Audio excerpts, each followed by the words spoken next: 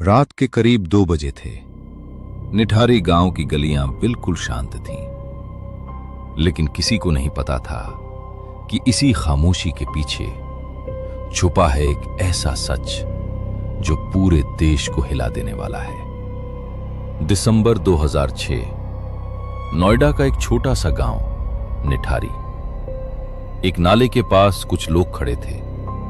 उनकी सांसें तेज थीं, दिल धड़क रहा था, और तभी उन्हें कुछ दिखा। एक सड़ा हुआ इंसानी हाथ।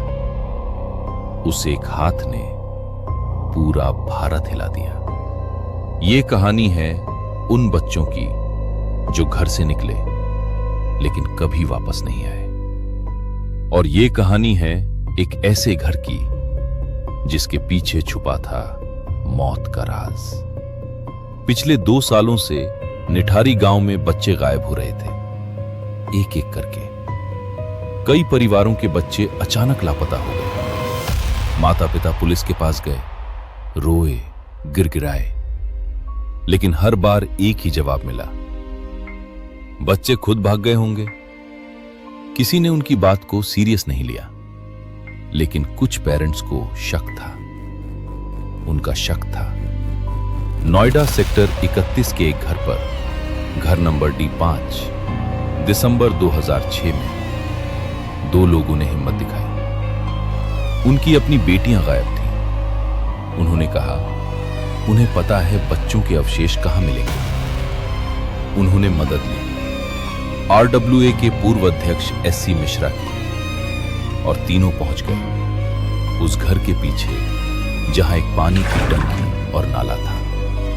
जैसे ही उन्होंने तलाश शुरू की, अचानक उन्हें मिला एक सड़ा हुआ हाथ। तुरंत पुलिस को बुलाया गया। इसके बाद जो मिला वो किसी डरावने सपने से कम नहीं था।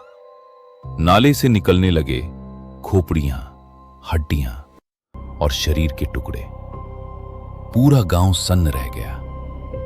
माता पिता अपने बच्चों की फोटो लेकर वहां पहुंच गए। हर किसी के मन में एक ही सवाल था, क्या ये हमारे बच्चों के हैं?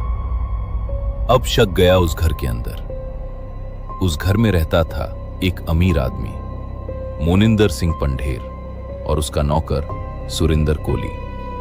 पुलिस ने दोनों को हिरासत में लिया, और फिर कोली ने जो कबूल किया वो सुनकर हर कोई कांप गया।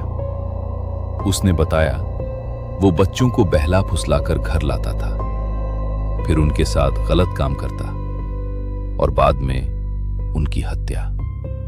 उसने 6 बच्चों की हत्या कबूल की, और एक 20 साल की लड़की पायल के साथ भी अपराध। लेकिन सबसे बड़ा गुस्सा पुलिस पर था।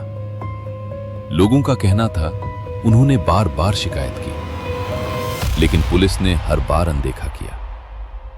कुछ अधिकारियों ने तो यह भी कहा ये बच्चे नहीं, बड़े लोग हैं जो घर छोड़कर चले गए। गांव वालों ने आरोप लगाया कि पुलिस भ्रष्ट थी और सच्चाई छुपा रही थी। यहां तक कि लोगों ने कहा शव उन्होंने खोजे, लेकिन क्रेडिट पुलिस ले रही थी। 31 दिसंबर 2006, गुस्से में भरे लोग सड़कों पर उतर आए। आरोपी के घर के बाहर भीड़ जमा हो गई।